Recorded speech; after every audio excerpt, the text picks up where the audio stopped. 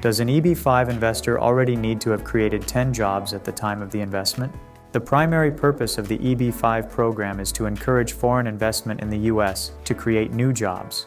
As such, a qualifying EB-5 investment must lead to the creation of at least 10 permanent, full-time jobs per investor. These requisite jobs do not need to have already been created at the time of investment. However, this is possible through special circumstances that will be discussed further.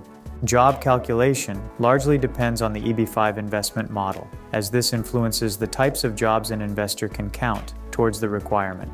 Direct investments can only include direct jobs, while the indirect model may count direct, indirect, and induced. As mentioned before, these jobs don't have to be created at the time of the investment. Instead, an EB-5 investor must demonstrate their investment's capability to create enough jobs within their I-526E petition.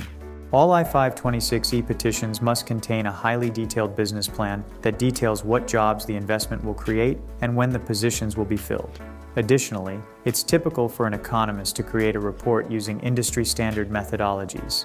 The main purpose of this report is to prove to United States Citizenship and Immigration Services, USCIS, that the project will create the necessary jobs if the business plan is followed.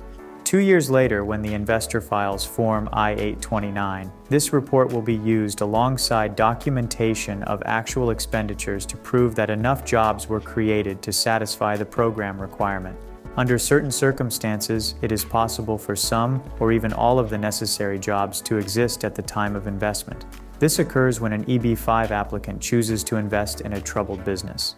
The investment preserves pre-existing jobs and allows the investor to count them towards the job creation total. However, unless at least 10 jobs were preserved through investment in a troubled business, the EB-5 applicant will still need to create additional jobs to satisfy program requirements.